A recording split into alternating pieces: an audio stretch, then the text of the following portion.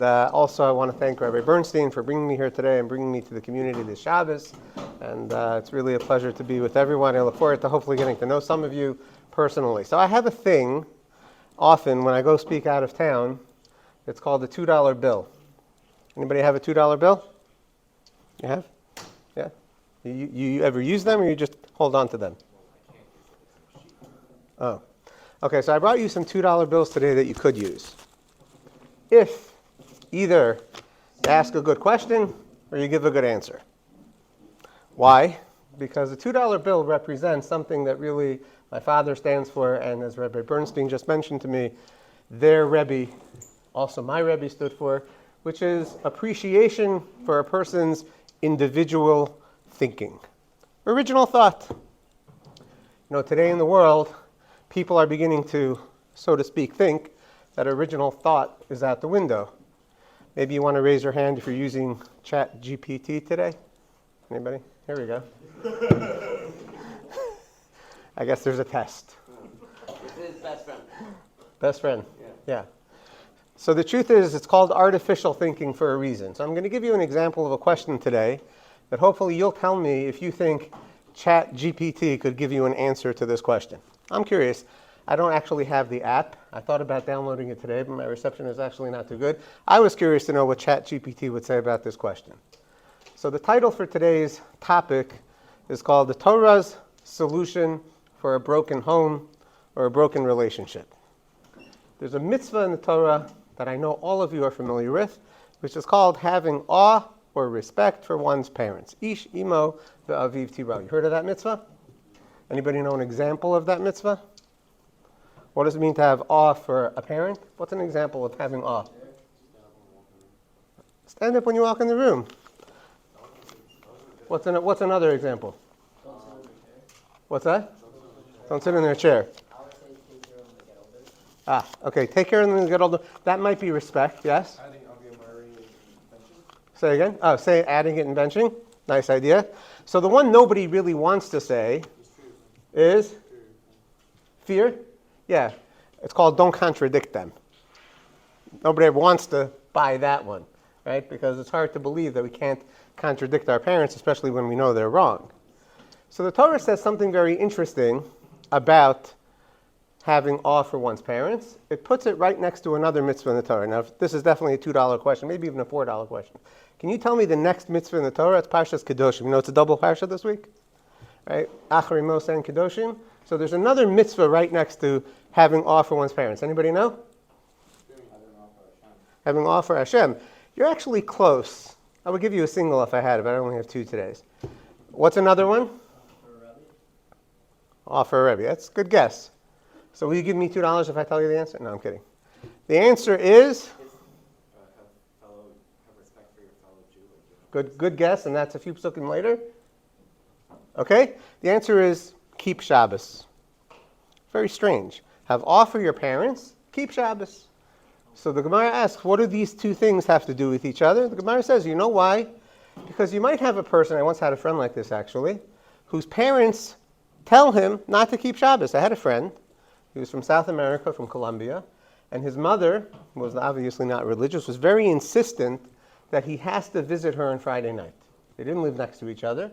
And she said, listen, if you don't come visit me on Friday night, you're breaking up the whole family. That's when we get together. You have to drive and you have to come see me. And I met him. I said, the Gemara was talking about you. The mother said break Shabbos. So the Torah says, even though we have to have awe for our parents, and even though having awe for our parents is similar to having awe for Hashem, Hashem wants us to take it very seriously. If the Torah says don't do it, and your parent says break Shabbos, you have an obligation to keep Shabbos. Okay, now here's the next question. What if it's not about Shabbos? Let's say a person's parent says to them, I don't want you to put on tefillin today. Do we listen to our parents or do we put on tefillin? Put on tefillin. Okay, well, that was good because at least it should be a good reminder of what we should do, right? Put on tefillin. And in fact, the Gemara says that it's true by all the mitzvahs. If it's wearing tefillin, if it's wearing tzitzis, if it's eating kosher, if a parent says violate the Torah, we have to listen to the Torah. How do we know that? Because in this pasuk where it says, have awe for your parents, keep Shabbos, it says, Ani Hashem Elokeichem, which means, I am Hashem your God. At the end of the day, you have to listen to me. Okay, now this is a $2 bill question. Everybody hear what I'm saying? Keep Shabbos, even if your parents tell you not to keep Shabbos. Keep all the mitzvahs, even if your parents tell you break the mitzvah, right? I want you to ask me the question that you think I'm now going to ask you.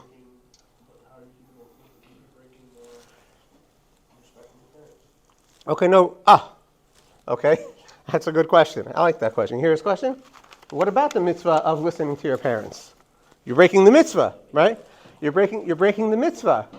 If you eat kosher and your parents don't want you to eat kosher, you keep Shabbos and your parents don't want you to keep Shabbos, so then you're breaking the mitzvah of listening to your parents. Okay, that's a good question. Maybe we'll talk about that at the end, or any other questions. But what do you think is the question I'm about to ask you? Interesting question also. You can also have $2. What if your parents tell you not to respect themselves? How many do I have? That's not as good a question. Rabbi, I'm not going to give you $2. I'm not going to give you $2 for that one, Rabbi. Definitely a question I don't want to answer.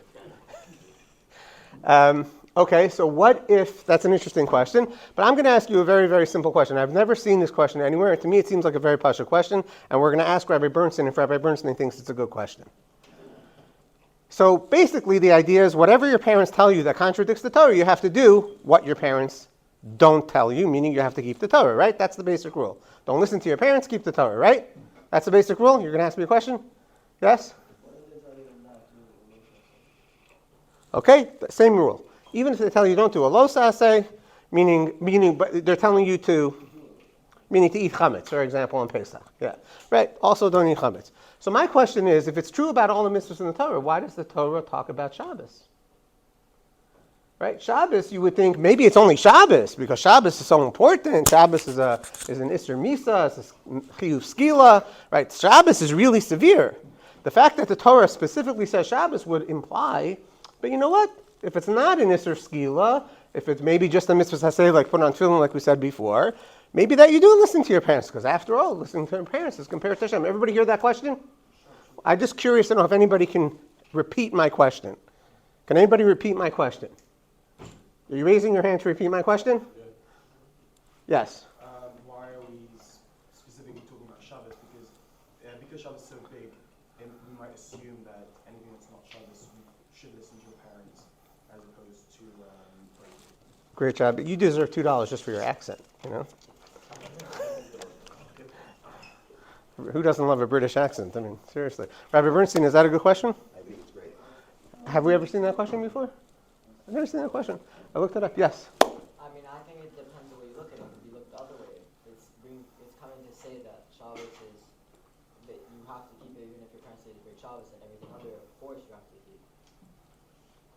But it's more severe. Right? I would understand if I have to keep something really important like Shabbos, but maybe things that are not as important as Shabbos, the parents don't want me to do it. Maybe I don't have to listen to them. You hear what I'm saying? The logic is if it's not as important, what's that?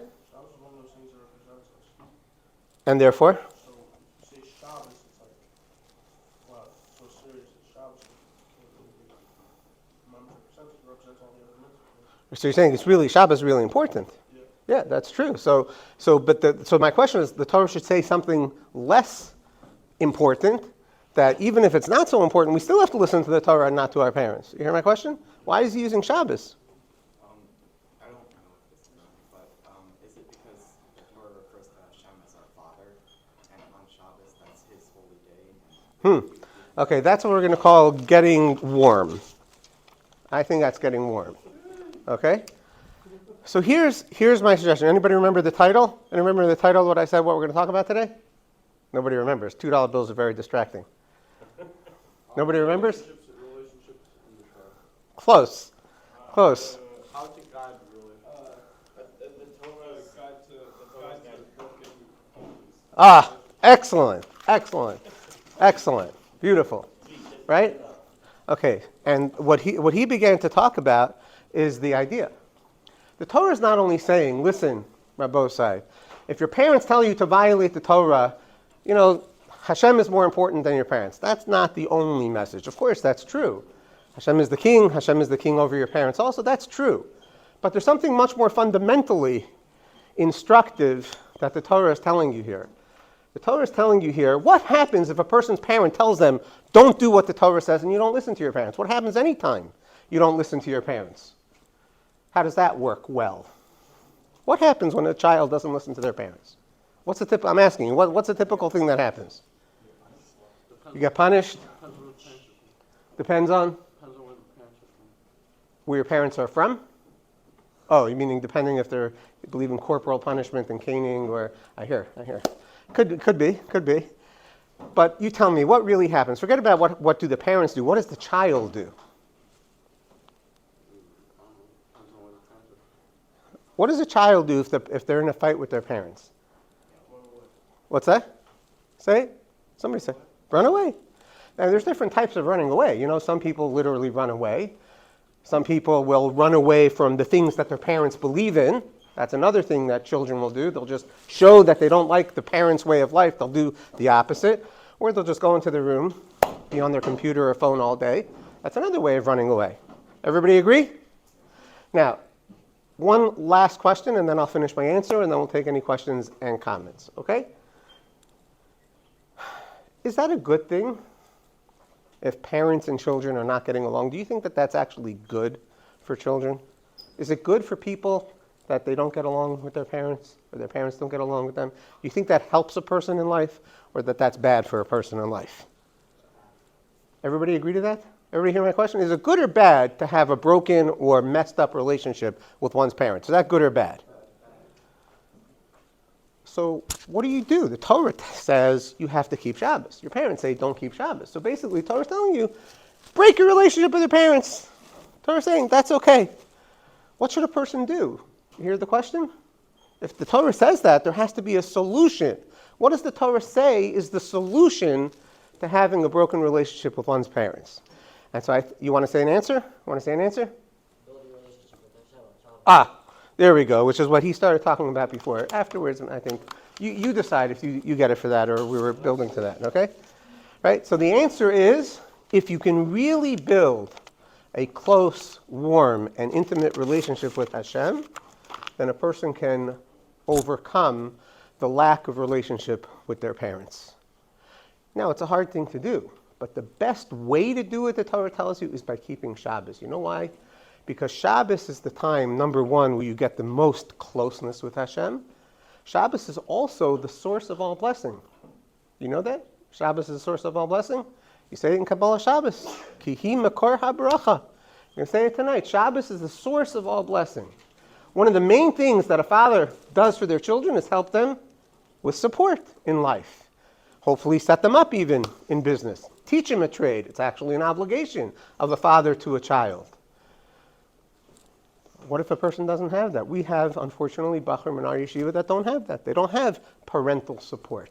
They have very little relationship. There are people that I know, that I speak to all the time, that don't have any relationship with their fathers. What's the Torah's answer to that? The answer is you can gain the security, the emotional stability, and the good support that you need by building a concrete relationship with Hashem, specifically through Shabbos. I'm not saying it's easy, and I'm not saying don't work on also repairing your relationship with your father, but the Torah is telling you that the closer you get to Hashem, as you said, right? Hashem is our father. I have a 6-year-old son that comes home sometimes. He says, this friend in my class is my brother. I said, what do you mean? He says, well, if Hashem is our father, then he's my brother. Right? Hashem is our father. And we can really feel like brothers with each other, even if we just internalize that. It's amazing to me that he's really internalized that concept. If Hashem is our father, then he's my brother. Now, it's very likely, we'll just finish with this, it's very likely that if a person really works on themselves in the relationship with Hashem, that they will have a much healthier way to learn how to deal with the broken relationship with their father or their mother as well. They become the type of person that is able to work on unhealthy relationships. That's another final point that I wanted to mention. But the bottom line is we have to appreciate that when we learn the Torah is really here to help us understand how to manage life. So my question was, do you think, if you type this question into ChatGPT, why does the Torah use Shabbos as an example of not listening to Hashem You think it has an answer? You think it has this answer? You think it has an answer? And I'll give you my own personal idea, and you can tell me later if I'm wrong. Maybe I'll see you over Shabbos. There is no such thing as computers figuring out original thinking. All artificial intelligence really does is gather other people's actual intelligence. There's no such thing as a computer having original thought. Can't happen. What it does is it gathers the thought from somebody else that thought about it, that you had no idea that they thought about it, and tell you what they said. There's no such thing as original thought, which is why it's called artificial. And what the Torah wants, and the idea of $2 bills, is we want your original thought. So this is my original thought. It helps me in my life. It helps me with my students. It helps me understand how to help people who have broken relationships. I'm encouraging you to approach the Torah that way. Any questions or comments? Yes? Why specifically Shabbos? Okay, we'll talk about it more. I explained a little bit. We'll talk about it more. Yes, Rabbi? Why specifically $2 bills? Because they're original. Most people don't use them. That's why. So I'm saying because Shabbos is a place that Hashem made in the world that, although it's very spiritual, also has very physical, real world aspects. So I want to give you an example.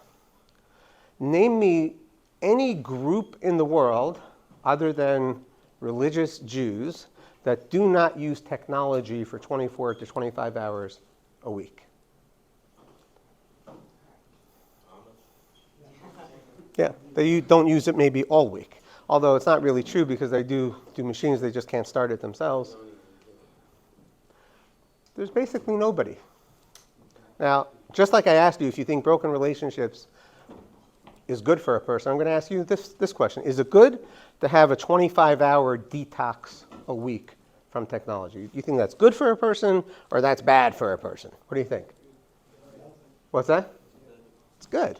It's really healthy, right? So Shabbos is one of those things that Hashem magically created for us to remind us about how to be healthy people. That's like one example.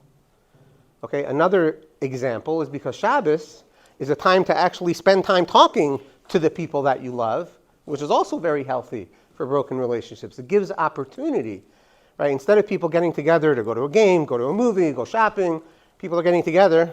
What are they doing? Eating, singing, and talking. Yeah, there are people that play poker. Hopefully they're also talking, right? So that's another reason why Shabbos really works. But in addition to that, the Torah, and this is what I was trying to tell you about security before, the Torah is telling you that if you keep Shabbos properly, you get tremendous physical blessing. That means money. Money. I'm talking about money. Because you build a relationship with Hashem that is close and warm, Hashem takes care of you. In fact, do most of you think that Shabbos food tastes special? Because the Gemara says it tastes special. Do most of you think that? That's because, like, you're eating from Hashem's home cooking. He's giving you a special flavor of eating. He wants you to know that he's taking care of you. That's why Shabbos. Doesn't mean that other mitzvahs aren't also helpful. But the Torah is telling you this would be a tremendous way to begin to help a person who's suffering from a broken relationship with parents. Any other questions? You want to talk about anything else? Yes? If you have a bad enough relationship with the people in your family, then spending time with them could be detrimental. That's a great question. Great question. It's a very practical question. Right? Yes, I will. So, what's your name? Aryeh Traub. Hi, Artie. So Aryeh's question is that when people have unhealthy relationships, sometimes the most helpful thing is not to talk to them. So here I am saying that part of Shabbos is to spend time with people that maybe you don't have the best relationships with and talk to them. So part of my answer is come to the pre-Musaf drasha tomorrow at the Young Israel, where we're going to talk about quality time in your most important relationships. Because it is true that the answer is not just spend time together. You have to have an approach, you have to have an understanding, and you have to have a method for how to clear the space so that the time that you spend with someone can actually be quality time. So I don't want to give away the whole thing, but that's part of the drasha for tomorrow, and it relates to Yom Kippur. Right? But that's a great question. It's a very important practical question. Just this morning, I'm getting an email from a mother who has a very difficult relationship with her son, and he's saying, to her, it's ridiculous that you need a third party, and I don't trust rabbis, and any rabbi is biased, and if I even sniff, this is what he says, if you even sniff any bias, I'm just going to hang up the phone. Obviously it's a very difficult relationship. So the question is, how do you have a conversation that doesn't explode when the relationship has this much toxicity, which is a great question. Okay, so I'm giving you a little bit of an idea. You have to have an approach, a way to clear the space. Yes? I would say that in a way it would make it worse, because if she doesn't believe in Hashem, she's telling you good Shabbos, and she sees that you care more about Shabbos than you care about her relationship with your parents or your father, then it would make it worse. She would get more upset. Right, so you're agreeing with this, except for a different reason. Right, you're saying, he was talking about the emotional strife that already exists, and your point, which is a great point also, is if that you value something else than our relationship, then say, oh, you see, that's more important to you than our relationship, right? Shabbos is more important to you than our relationship. That's also a great question. So you want an answer to that question? Yeah. Okay, an answer to that question? Yeah? Okay, are any of you familiar, with stories about people who keep Shabbos in business, very wealthy people, they always close their business? Are you familiar with those stories? The Reichmans were very, very well known for this in Canada. Keeping Shabbos, they always closed all their businesses, and they had tremendous success in business. So here's the answer. Like this email I was telling you about, the woman that you're describing in your example is accusing the child of having a bias of something that's more important than her, right? Okay. The real truth is that sometimes there are things that are more important than a relationship for a lot of reasons. Right? A parent will take a phone call if the business is collapsing, even if the child needs them, because everybody needs the money from the business, right? It seems like it's a problem, right? That's true. But the real thing that builds trust is that I know that you stand by what you believe. That actually is the thing that most builds trust. Now, there's two elements to it. If I really want to trust you, I want to know that you stand and protect what is important to me. But I also want to know that you're a reliable person and that you don't just have wishy-washy responses. And so one of the reasons that firm people inspire business, meaning trust in business, that other people trust them, is because they know that these people, these firm people, are willing to put their business to the side, even though money is so important, and they keep their religion, right? So it is true that the parent might say, oh, Shabbos is more important to you. But at the end of the day, the parent also knows that a child wants a relationship with the parents, and if you're going to stand by what you believe with such conviction, that also builds trust. So in the moment, yeah, they're going to be upset. But when you show them time and time again, it's not only your relationship with her, it's your business that you put to the side, right? It's going to the store or to the mall that you put to the side, right? It's a lot of things that you put to the side. Then they actually begin to trust that you have a secure way of how to approach life. And then that gives them an idea that maybe they can build a relationship with you. And they get over the fact that, listen, some things do take priority. Just like some things take priority for them over their children. That happens sometimes. Not as the main thing, but sometimes that happens. But the main thing is that you have to be able to be consistent in that conviction. It actually builds trust. Very good question. Yes?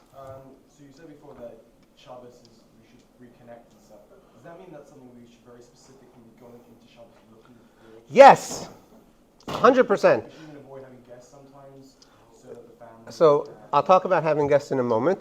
But the first thing is, in general, if you want to get something out of an experience, you have to do one major thing. In any experience, in life, anything.